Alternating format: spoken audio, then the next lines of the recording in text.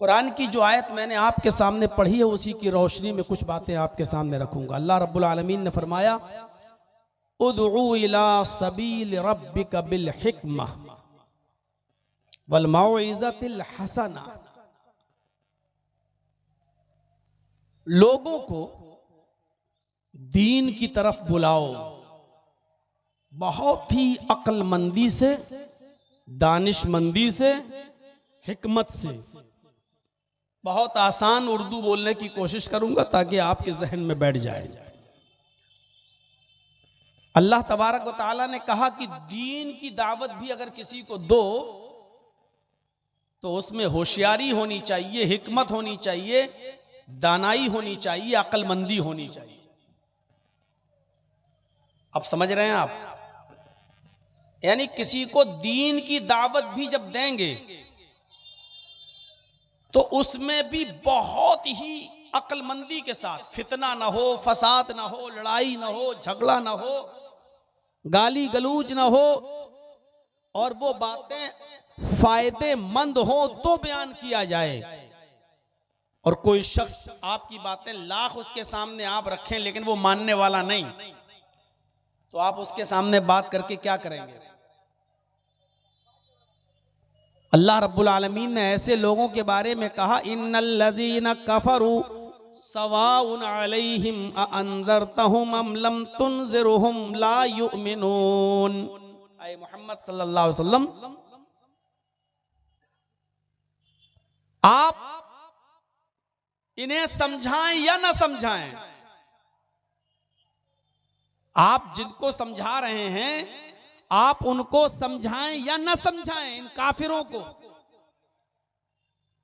सवाउन अलैहिम, बराबर है। यानी आप उनको लाख भाषण दो, लाख लंबी लंबी तकरीरें उनके सामने रखो, पूरा पूरा दिन उनको समझाओ, आपका समझाना और न समझाना, आपका डराना और न डराना बराबर है। ला युमिनून, वो ईमान नहीं लाएंगे। क्यों नहीं लाएंगे? खतमल्लाहु अला कुलूबिहिम, अल्लाह ने उनके दिलों पर मोहर लगा दी है।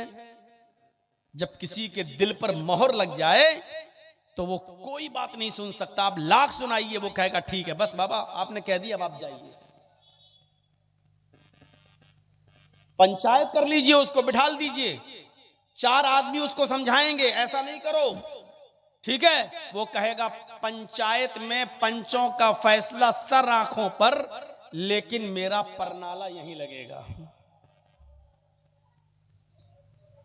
जब दीन की दावत में हिकमत है, जब दीन की दावत में बहुत होशियारी से बात करने की जरूरत है, तो फिर दुनियावी मामले में हमें और आपको कितना होशियार रहने की जरूरत है।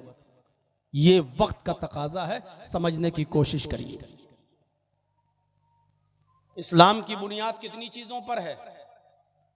5। किसी को भी खड़ा करके पूछ लो, जो थोड़ा बहुत जानकार होगा वो बताएगा। इस्लाम की बुनियाद कितनी चीजों पर है? 5। बुनियल इस्लाम अला खम्सिन शहादती अल्ला इलाहा इल्लल्लाह व अन्ना मुहम्मदर रसूलुल्लाह व इकामिस सला व ईताइज ज़का वल हज्ज व सौम रमजान। ये 5 चीजें इस्लाम की बुनियाद। कलमा तैयबा की गवाही देना, शहादत देना अल्लाह के अलावा कोई माबूद नहीं और मोहम्मद सल्लल्लाहु अलैहि वसल्लम अल्लाह के रसूल हैं, एक चीज। इकामिस सलाह, दूसरी चीज नमाज कायम करना, तीसरी चीज व ईताइज ज़का, ज़कात देना, चौथी चीज सौम रमजान, रमजान के रोजे रखना, और 5वीं चीज वल हज, और हज करना। इन 5 चीजों पर इस्लाम की बुनियाद टिकी हुई है, पूरा इस्लाम इसी के ऊपर खड़ा है। अब देखिए, सबको मालूम है कि इस्लाम की बुनियाद 5 चीजों पर है।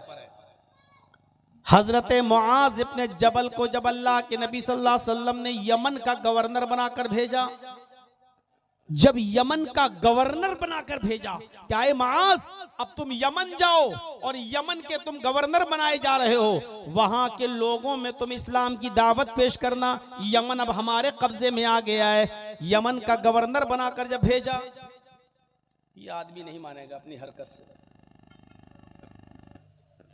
ये मान ही नहीं सकता है, ये बिल्कुल कुत्ते की दुम है, टेढ़ी रहेगी, वो कभी सीधी हो ही नहीं सकती। इसको हटाओ, बंद करो, इस चैनल को बिल्कुल बंद करो, इसको हटवा दो बिल्कुल। सब सुकून के साथ है, ये इसका नया है ना, इसका बंद करवाओ। नहीं बंद करेगा, वो बार बार कर रहा है, उसको बंद करो बिल्कुल, हटवा दो उसके दोनों चारों मोबाइल, बंद करिए। आप वीडियो बनाने के लायक नहीं हो आप। नीचू करें भाई, नीचू करें, ना होले बंद करें। लगता है एक ही दिन में तुम 2 लाख रुपए कमाने के चक्कर में आए हो क्या?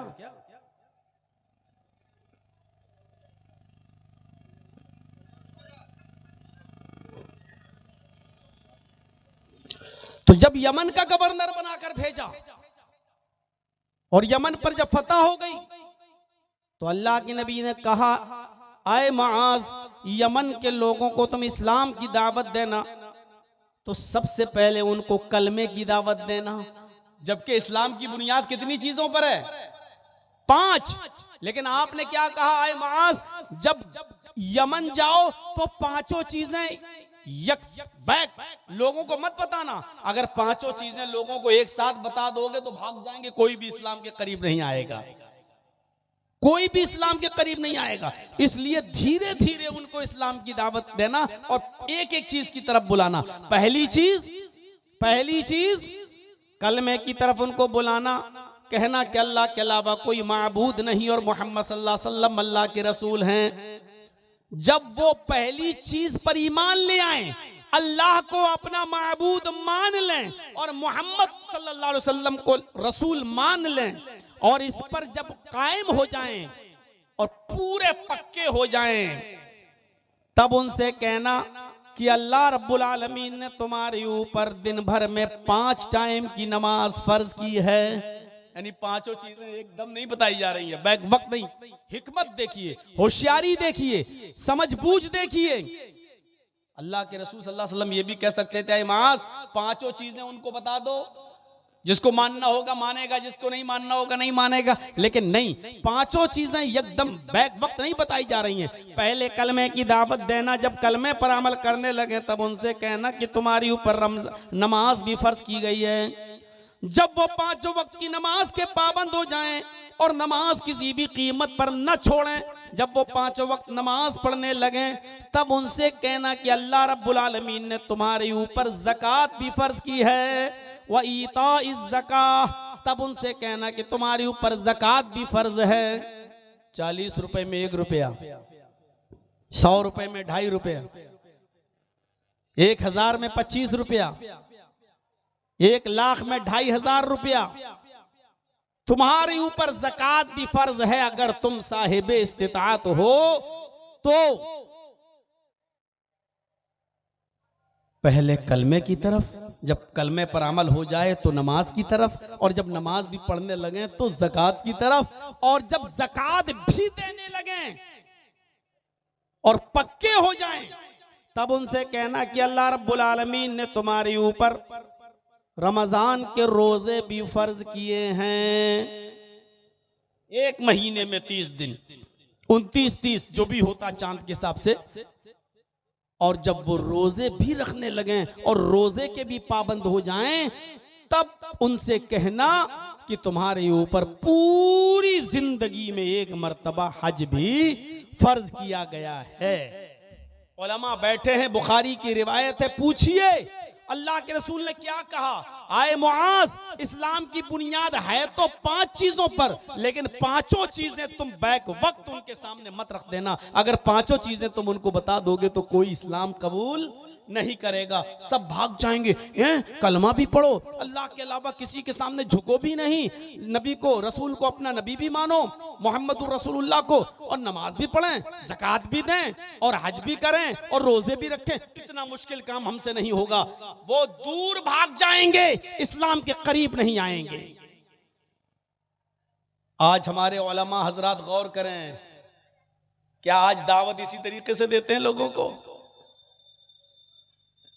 कितनी पाबंदियां उनके ऊपर लाद देते हैं, कितनी पाबंदियां उनके ऊपर लाद देते हैं, ये भी नहीं करो, ये भी नहीं करो, ये भी नहीं करो, ये भी हराम, ये भी हराम, ये भी हराम। अब बेचारा कहता है कि इस हिंदुस्तान में रहना है भैया, अगर ये नहीं करेंगे तो हम जाएंगे कहां? अरे एक एक करके बताओ ना, जब एक चीज छोड़ दे तब दूसरी चीज छुड़वाओ ना, जब दूसरी चीज छोड़ दे तब तीसरी चीज छुड़वाओ ना। तुम बैक वक्त सारी चीजें उनके सामने बयान कर दोगे, वो कहेगा ए मुल्ला तू अपनी मुल्लागिरी अपने पास रख, हम ठीक हैं बस। नबी अकरम से सीखो। बुराई तो बुराई होती है, बुराई तो बुराई होती है, लेकिन बुराई को रोकने का अंदाज भी देखिए अल्लाह के नबी सल्लल्लाहु अलैहि वसल्लम का। आपने क्या फरमाया? मन रआ मिनकुम मुनकरन फलयुगय्यिरु बियदिही। जिस बुराई को तुम अपनी आंखों से देखो, अगर ताकत है उसको अपने हाथों से दूर करने की तो अपने हाथों से उसको रोक दो। अपने हाथ से अगर उस बुराई को रोक सकते हो तो हाथ से रोक दो, खत्म कर दो। लेकिन अगर हाथ से रोकने में झगड़ा हो सकता हो, झगड़ा हो सकता हो, लड़ाई हो सकती हो, दंगा हो सकता हो, किताल हो सकता हो, मारपीट हो सकती हो, तो अल्लाह के रसूल ने कहा कि फिर उस बुराई को अपने हाथ से मत रोको। जबकि बुराई को हाथ से रोकना ही है, हाथ बुराई को खत्म करना है। मसलन ये कैमरे वाला है हमारे सामने उठक पटक कर रहा है, अपने हाथ से रोकने की ताकत है मुझे, लेकिन डर लगता है कि अगर हाथ से रोकेंगे तो ये सब चैनल वाले इकट्ठे ना हो जाएं, ये कहीं मारपीट पे आमादा ना हो जाएं, कोई इसके फेवर के 8-10 आदमी फिर मारपीट पे तैयार ना हो जाएं। तो अगर फितने का डर हो, फसाद का डर हो, लड़ाई और झगड़े का डर हो, 500 आदमियों की बारात आ रही है, वो बारात आप लोग कहते हो, हम लोग तो डाकू कहते हैं, ये चोर आ रहे हैं, लुटेरे डाकू, अपने हाथ से रोको, रोक लोगे? जर्जीस साहब चले बारात को रोकने, नहीं, लड़की वाले के यहाँ नहीं जाइए, शरीयत में लड़की वाले के यहाँ खाना जायज नहीं है, शरीयत में लड़की वाले को खिलाने की इजाजत नहीं दी, अल्लाह के नबी ने लड़की वाले को कुछ भी नहीं कहा कि तुम ये खिलाओ। लड़की के बाप के ऊपर खिलाना पिलाने की कोई जिम्मेदारी है ही नहीं। अब मैं बारात को रोकूं? लड़का भी मारेगा, लड़के का बाप भी मारेगा, जो 500 बाराती जा रहे हैं वो भी मारेंगे। हे मौलवी चुप, मिंबर पे खड़े होकर ये बात करना, जलसे में करना, यहां नहीं, या तेरे बाप की हुकूमत नहीं चल रही है, यहां मेरी चल रही है। तो वहां हम अपने हाथ से बारात को नहीं रोक पाएंगे, नहीं रोक पाएंगे। तो अब जबरदस्ती रोकने का हुक्म नहीं दिया कि जबरदस्ती रोको, नहीं। अगर तुम अपनी आंख से किसी बुराई को देख रहे हो, हाथ से रोकने की ताकत हो तो रोको। बारात तो नहीं रोक सकते हैं, लेकिन अपने बेटे का शराब पीते हुए देख रहे हैं, उसको तो रोक सकते हैं ना। अपनी बेटी को बेपर्दा घूमते हुए देख रहे हैं, वो तो रोक सकते हैं ना। मेरी बेटी कॉलेज में और यूनिवर्सिटी में पढ़ रही है और किसी गैर मुस्लिम लड़के के साथ गुफ्तगू करती है, उससे मोबाइल पे बात करती है, उसके साथ घूमती है, चाय की होटलों में जाती है, कैंटीन में बैठती है, इसको तो हम रोक सकते हैं ना। क्या इसको भी रोकेंगे तो फितना होगा? तो जो अपने ताकत में हो वो काम करिए, और जो ताकत में ना हो तो आप जबरदस्ती उसको मत रोकिए। अल्लाह के नबी ने फरमाया फ़इल्लम यस्तति, अगर तुम्हें अपने हाथ से रोकने की ताकत ना हो, फितना फसाद का डर हो, फ़बिलिसानिही, तो अपनी जबान से मना करिए। अब जर्जीस साहब इस मोबाइल को अपने हाथ से तोड़ नहीं सकते क्योंकि खतरा है मारपीट का, तो अपनी जबान से रोकें। ए भैया ठीक हो जाओ, ए भैया संभल जाओ, जबान से रोकिए, जबान से। और अगर जबान से भी कहने में फितना है, आप जबान से बोलेंगे तब भी लोग लड़ने के लिए तैयार हैं। तू कौन होता है? होता कौन है? तो अल्लाह के नबी ने फरमाया अगर जबान से भी रोकने में फितना और फसाद फैलता हो तो छोड़ दो, जबान से भी मना मत करो। वइल्लम यस्तति फबिक़ल्बिही, तो दिल से बुरा जानो। दिल से बुरा जानने का मतलब क्या? जर्जी साहब मेरी बेटे की शादी हो रही है, मैं बारात की दावत दे रहा हूं, आप चलिए। बारात रोक नहीं सकता, जबान से कहूंगा तो ये फितना फैलाएगा, वो भी सुनने के लिए तैयार नहीं है। अच्छा ठीक है, अब दिल से बुरा जानने का मतलब ये कि जर्जी साहब उस बारात में खुद शामिल ना हो, ठीक है। ना हम जबान से रोकेंगे, ना हम हाथ से रोकेंगे, हम खुद नहीं जाएंगे। हम तो परहेज कर, ये है दिल से बुरा जानना। यानी बुराई को भी जबरदस्ती रोकने का हुक्म नहीं दिया।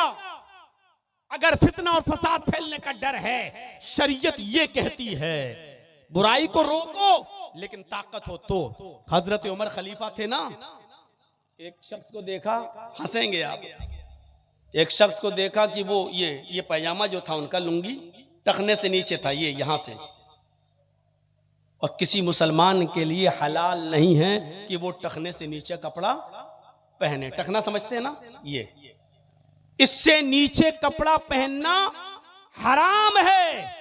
मुसलमान क्या करता है, नमाज पढ़ने जाता तब ऊपर कर लेता है, बस ऐसे, और जैसी नमाज पढ़ के निकला फिर नीचे कर लिया।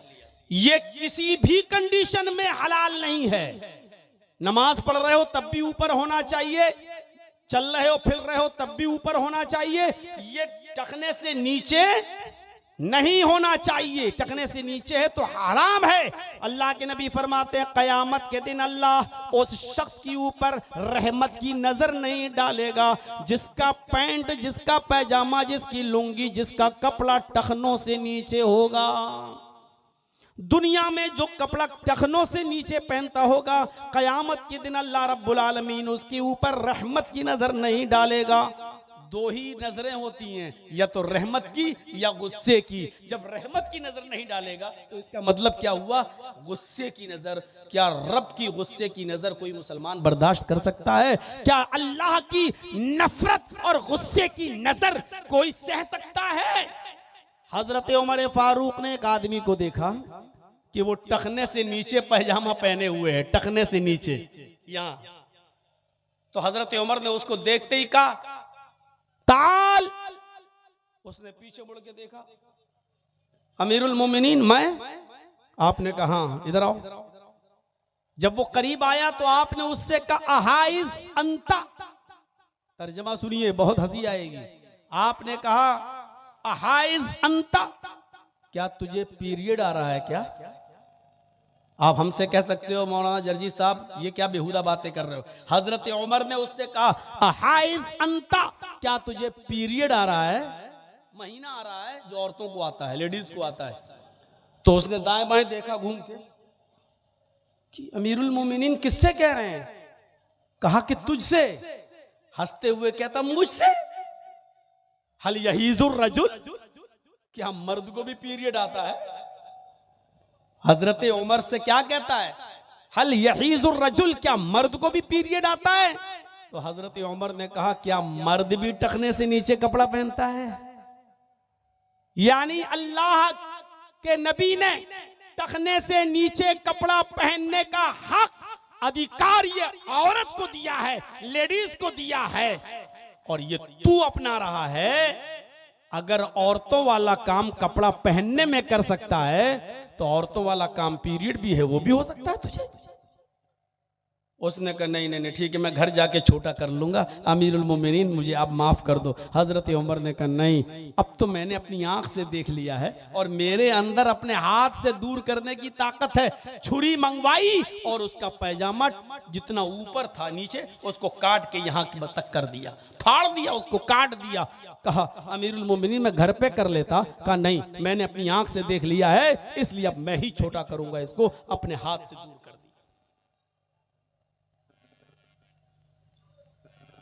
अपने हाथ से बुराई को रोको। ताकत ना हो तो अपने घर की तो रोको।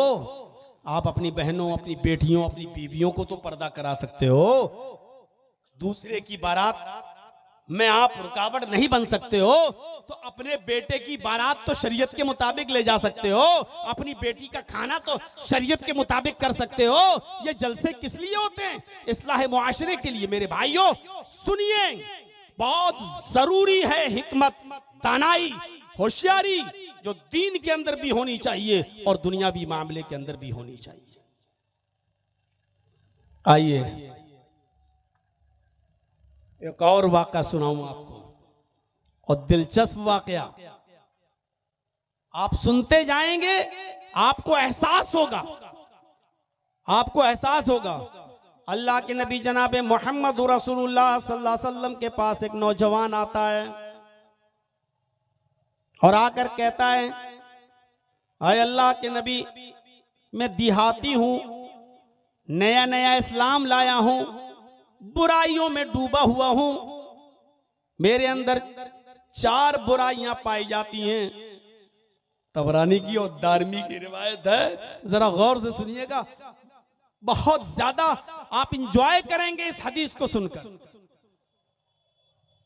अय अल्लाह के नबी, मेरे अंदर 4 बुराइयां पाई जाती हैं, लेकिन चारों नहीं छोड़ सकता।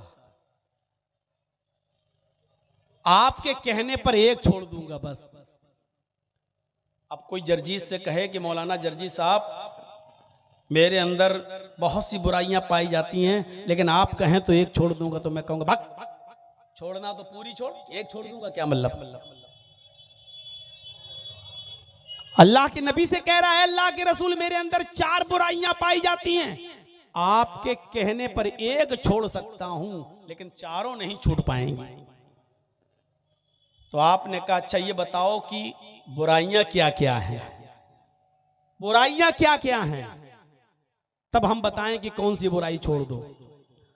कहा अल्लाह के नबी सल्लल्लाहु अलैहि वसल्लम, पहली बुराई है कि मैं रात में शराब पीता हूं। नौजवानों जरा सुनिएगा, मैं शराब पीता हूं, पहली बुराई। शराब का नशा जब चढ़ जाता है तो मेरी कोई दोस्त है, हम अपनी जबान में कह सकते हैं गर्लफ्रेंड, मेरी एक चाहने वाली है, माशूका है, जिससे मेरे ताल्लुकात हैं। जब शराब का नशा चढ़ जाता है तो फिर मेरा दूसरा काम यह है कि मैं अपनी गर्लफ्रेंड के पास जाता हूं, अपनी माशूका के पास जाता हूं और उसके साथ जिना भी करता हूं। 2 बुराइयां। आपने कहा अच्छा, और तीसरी बुराई? कहा जब मैं जिना करके फारिग होता हूं तो रात काफी हो जाती है, तो रात के अंधेरे का फायदा उठाकर आय अल्लाह के नबी मैं चोरी भी करता हूं। आपने कहा अच्छा, 3, और चौथा गुनाह? कहा अल्लाह के रसूल, बात बात पर मैं झूठ भी बोलता हूं। अगर आप मुझसे पूछेंगे जिना किया था या नहीं, मैं कह दूंगा नहीं। अगर आप कहेंगे चोरी की थी या नहीं, तो मैं कह दूंगा नहीं। आप कहेंगे शराब पीती या नहीं, मैं कह दूंगा नहीं। मैं झूठ बहुत बोलता हूं। 4 बुराइयां हैं मेरे अंदर। हिकमत देखिए, होशियारी, दीन की तरफ बुलाने में भी होशियारी और गुनाहों से रोकने में भी हिकमत, दानाई, होशियारी। बंगाल वालों, तुम तो इलेक्शन और चुनाव के मौके पर भी होशियारी नहीं अपना पा रहे हो। इस्लाम तो दीन के अंदर भी दानाई और हिकमत की बात कर रहा है, बुराइयां रोकने में भी हिकमत। तुम अपने दुनियावी मामले में भी हिकमत नहीं अपना पा रहे हो। आज नॉर्मल किस्म की गाय खरीदोगे ना, नॉर्मल किस्म की गाय, तो वो भी 10 से 15 हजार से कम नहीं मिलेगी। नॉर्मल किस्म का बकरा भी अगर आप खरीदोगे ना, तो वो भी 5 से 10 हजार से नीचे नहीं मिलेगा। और एक नॉर्मल किस्म का कुत्ता भी अगर आप खरीदोगे तो वो भी 5000 4000 से कम नहीं मिलेगा आपको। नॉर्मल किस्म का कुत्ता, नॉर्मल किस्म के कुत्ते की कीमत फिर भी 4000 5000 है। आ जाइएगा हमारी बस्ती में, आ जाइएगा हमारे इलाके में, 200 200 500 500 रुपए में वोट खरीद लिए जाते हैं। ये 500 रुपया लो, कल वहां मोहर लगा देना, वोट बटन दबा देना जहां मैं कह रहा हूं। हमारे वोट की कीमत, हमारे जमीर की कीमत, हमारी हैसियत 500 और 1000 रुपए से ज्यादा की नहीं है। इसीलिए हमें ये दिन देखना पड़ रहे हैं, हमें ये दिन अपनी आंखों से देखना पड़ रहे हैं मेरे भाइयों। हम अपना फैसला नहीं कर पाते हैं। तकरीर कर रहा हूं, बंगाल में आग लग रही है अंजना ओम कश्यप को, देख रहे हैं आप? बाकायदा आंकड़े बयान करना पड़ रहे हैं उसको। यूपी के मौलाना ने कहा बंगाल सुरक्षित है, यूपी से अब हमें भागकर बंगाल शिफ्ट हो जाना चाहिए। अब वो यूपी के आंकड़े दिखा रही है मेरा नाम लेकर। अंजना ओम कश्यप, मेरे मोबाइल में वीडियो में रिकॉर्ड है वो। एक मामूली मौलवी को कितना ऊंचा बना दिया उसने। पूरी दुनिया ने देखा उसका ये प्रचार। और इन चैनल वालों की मेहरबानियां हैं, वही चीज काट के पेश करते हैं जो लपक लेता है, आज तक लपक लेता है जी न्यूज। इन चैनल वालों को मैं हराम खोर सुअर सब बोल चुका हूं, लेकिन फिर भी अपनी हरकत से बाज नहीं आते। चंद रुपया कमाने के लिए किसी की इज्जत के साथ सौदा करते हैं ये बेगैरत। एक चैनल वाला तो हमारी 5 साल पुरानी तकरीर चला रहा है और उसमें कह रहा है ये ममता का दलाल है। अरे वो खुद बीजेपी की डाली हुई हड्डी खा खाकर पल रही है, बढ़ रही है, चल रही है, बीजेपी की दलाल है और हमारे बारे में कहती है ममता का दलाल। मिल गया ना मसाला। अब इसी को काट छांट के कल पेश करोगे ना, तभी तुम्हारे व्यूज बढ़ेंगे ना। और मेरी नजर अब तुम्हारे ऊपर रहेगी, कसम खुदा की मैं केस करूंगा, रिपोर्ट करूंगा क्राइम ब्रांच में और तुम्हारे चैनल को हम बंद करवाएंगे, अल्लाह की कसम, अगर ये चीज आई सामने। अब मैं अल्लाह की कसम खा के कह रहा हूं, बाद में हाथ पैर जोड़ोगे तो माफ नहीं करूंगा। मैं आज कह दे रहा हूं, जैसे अल्लाह के यहां शिर्क के अलावा हर गुनाह की माफी है, मेरे यहां पर भी इसकी कोई माफी नहीं।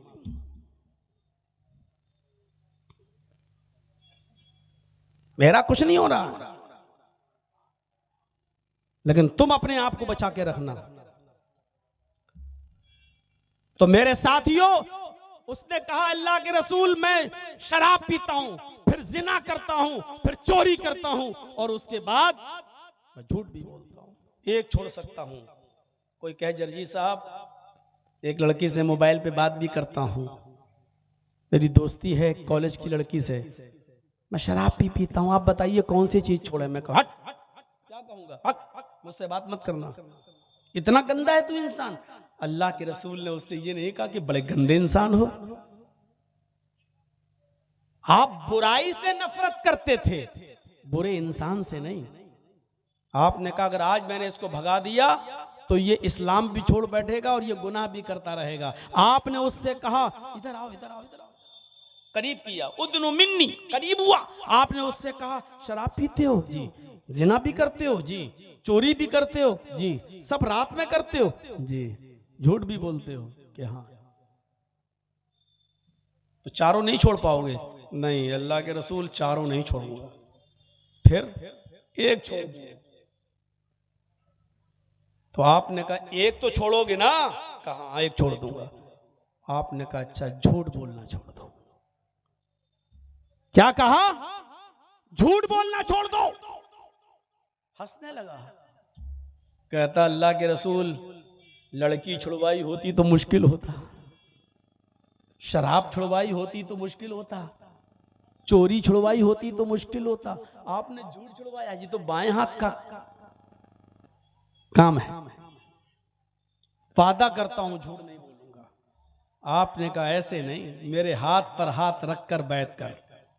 उसने हाथ पे हाथ रखा, अल्लाह की कसम खाकर वादा किया, मैं आपके हाथ पर हाथ रखकर अल्लाह की कसम खाकर वादा करता हूं कि मैं अब झूठ नहीं बोलूंगा।